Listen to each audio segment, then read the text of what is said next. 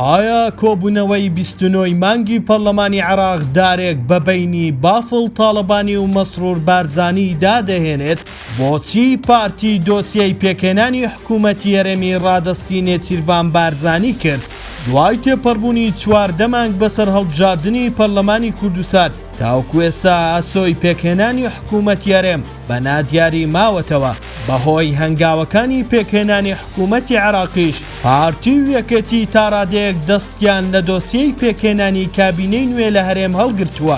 بڕیارە 29 ئەو مانگە یەکەم کۆبوونەوەی پەرلەمانی عێراق ئەنجام بدرێت. لایەنە شیعیەکان دەیانەوێت سەرۆکی پەرلەمان و هەردوو جێگرەکەی هەڵبژێردرێت، بەمەش کورد یەکەم پۆستی خۆی لە کابینەی نوێی عێراق یەکلا دەکاتەوە کە جێگری دووەمی سەرۆکی پەرلەمانی عێراقە.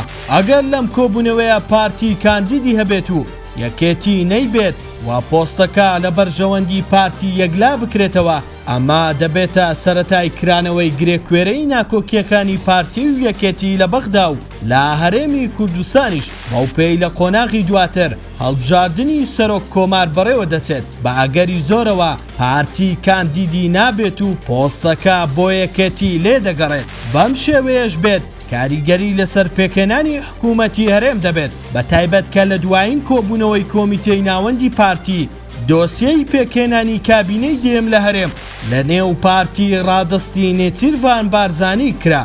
بەوپێی نێچیروان بارزانی لە یەکێتی نزیکترە ئەو دەتوانێت ڕازیان بکات. بەو شێوەیەش بێت پارتی یەکێتی ئەگەر هیچ ناکۆکیەکی نوێ سەر هەڵنەدات لە 2 مانگی داهاتوودا لە پاڵ پێکهێنانی حکوومەتی نوێی عێراق دۆسیەی پێکهێنانی حکوومەتی هەرێمیش لە نێو خۆیاندا یەکلایی دەکەنەوە.